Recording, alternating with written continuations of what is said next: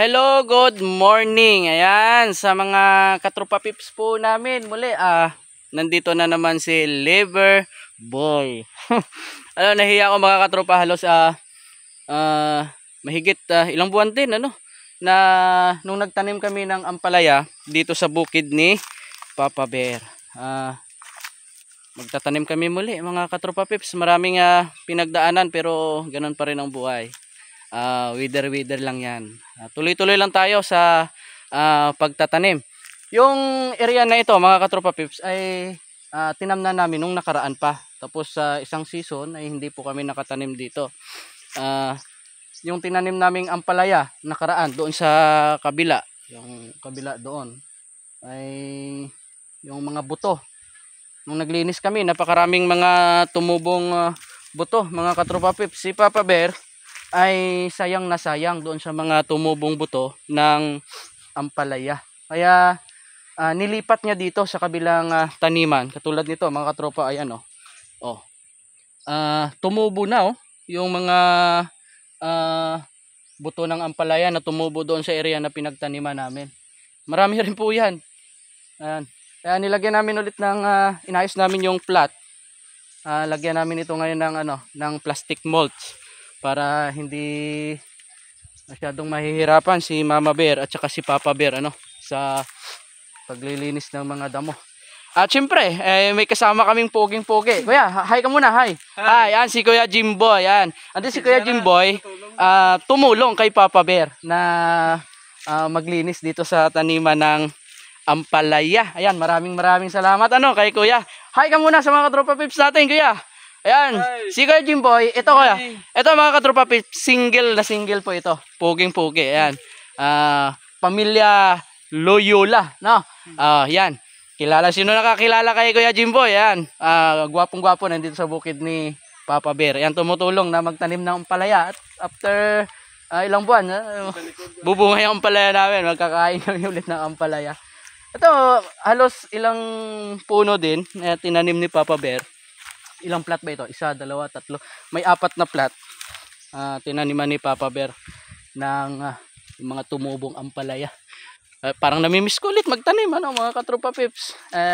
Walang pasok ang tropa ninyo, kaya andito kami sa bukid ni Papa Bear. Tutulong po tayo. Si Papa Bear Papa Bear, hello. Hi mga katropa. Huwag nyo nang pansinin yung katawan ni Papa Bear. Ganun talaga.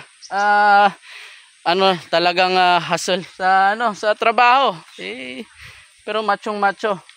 Ganun ang buhay dito sa bukid Kahit na mahirap, tuloy-tuloy pa rin ang buhay. Papa Bear, mga ilang puno po yung tinanim mo ditong Mga 80. Mga 80 puno na ampalaya dito po sa dating pinagtaniman namin mga katropa pips. Itong mga buto na ito, hindi pa namin to binili kasi nga ito yung mga tumubong buto doon sa nakaraang tanim namin. Yung mga nahinog na buto, nagkalaglagan, yun tumubo. Sayang na sayang si Papa, tinanim niya dito sa area na ito. Pero doon sa kabila na area, pinagtaniman namin nakaraan, bibili ulit ako ng panibagong buto at doon itatanim. Parang inaayos pa lang din po namin yung area na yon. Inuna lang din namin ito kasi nga ito tumutubo na.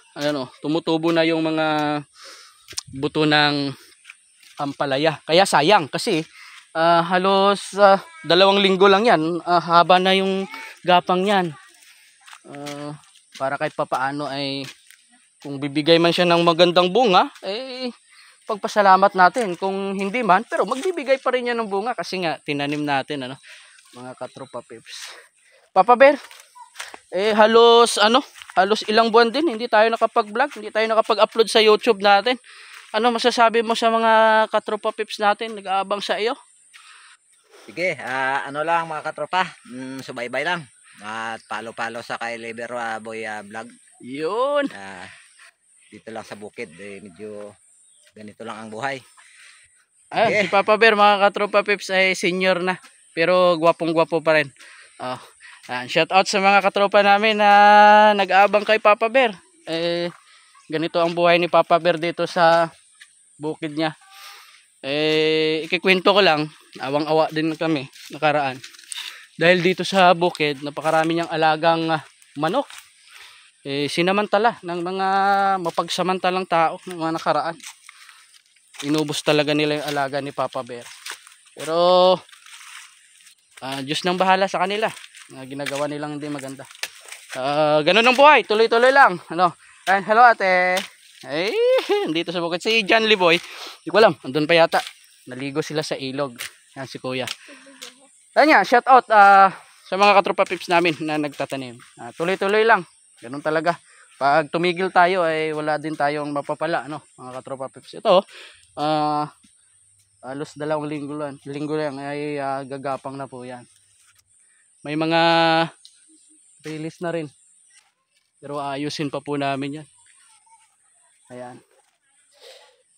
Ito naman yung sa kabila, mga katropa pips. Yung tinaniman namin nung nakaraan ng ampalaya.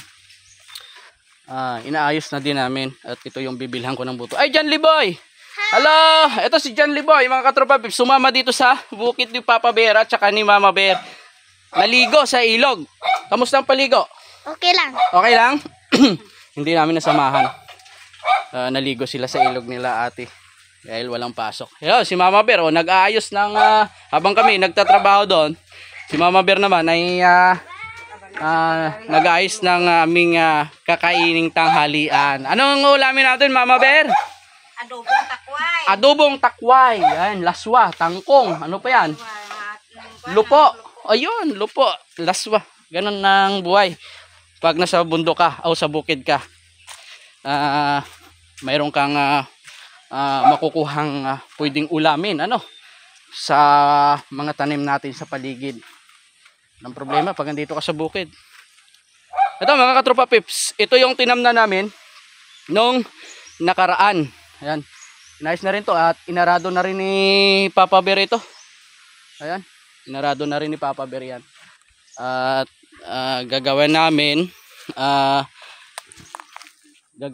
yung magpa-plot kami ulit ng pagtataniman namin ng ampalaya. Ito yung bibilhan ko ulit ng ng binhi ng ampalaya. Ayan. Sa kabila ay hindi ko binili yung binhi doon dahil yung mga tumubo dito nilipat ni Papa doon. Ito yung bibilhan ko. Ayan, ayusin pa namin ito. Hindi pa natapos ni Papa araruhin. Araruhin niya ulit ito. Tapos ipaplat namin at lalagyan ng plastic mold. Ayan. Medyo malawak-lawak rin ito mga katropa pips. Yung trellis ko na karaan, hindi matibay. Halos sa isang crop lang napuputol. Yung mga trellis na binili ko sa online, yung parang straw na maninipis, hindi siya matibay. Pero kahit pa paano, nakatulong naman siya nung nakaraan. Hindi naman siya ganun kamahal. Pero bawi naman mga katropa pips. Itong katulad nito Pero kaya naman mga 2 crop pag tuloy-tuloy yung tanim po natin. Ito tinanggal ko muna kasi nga mga putol-putol yung iba. Papalitan ko ng bago. Pero andito pa naman matitibay yung mga kawayan na ginawa naming poste at gapangan sa taas. Yung na lang, yung trellis na tamsi bibilhin ko. Habang nagtanim kami nung nakaraan, update ko lang mga katropa pips, nagtanim kami nakaraan ng ampalaya, ay mayroon na rin kaming tinanim na sili sa ilalim. Ito yung mga sili mga katropa. Hanggang ngayon, tuloy-tuloy yung bunga ng mga sili po na tinanim namin. Napakaraming bunga mga katropa. Ayan napakaraming bunga. Halos nagtry lang kami ng isang plot ng sili nakaraan. Lagay namin sa ilalim ng ampalaya. Maganda naman mga katropa pips. Pero mas maganda na magtanim muna ng sili bago siya mamunga, saka ka magtanim ng ampalaya at talagang tuloy-tuloy yun kahit matapos na yung season ng ng crop ng ampalaya ay yung sili tuloy-tuloy pa rin, siling panigang katulad niyan. Napakaraming bunga mga katropa pips. Ayan napakaraming bunga po ng sili po natin. Kaya pag nagsigang si mama o kung ano mga lutuin walang problema, hindi na tayo bibili ng mga siling panigang. Ayan, malaking tulong din ano dahil hindi sayang yung nasa ilalim ng ampalaya dati. Nakapagtanim tayo ng sili. Ayan. Mga katropa peps, in-update ko lang dahil matagal na rin hindi ako nakapag-upload sa YouTube channel ko po tungkol po sa pagtatanim. Lalo sa mga nakaraang buwan po kasi napakarami din pong mga pinagdaanan ang tropa po ninyo. Nagkasakit si Mama Bear, si Papa Bear, at sa kabilang pamilya naman ay nagkaroon din ng problema. Pinagpahinga rin si tatay ni Mrs. Maraming pagsubok na pinagdaanan pero ganun pa rin tuloy-tuloy lang po ang buhay, walang sukuan ano mga katropa peps. Hangga't binibigyan tayo ng buhay ay gamitin pa rin natin sa tama at mabuti. Ayan. Muli shout out sa mga kapamilya ko po, mga pamilya po namin. Laging nag-aabang din ng mga videos po namin dito sa bukid ni Papa Bear.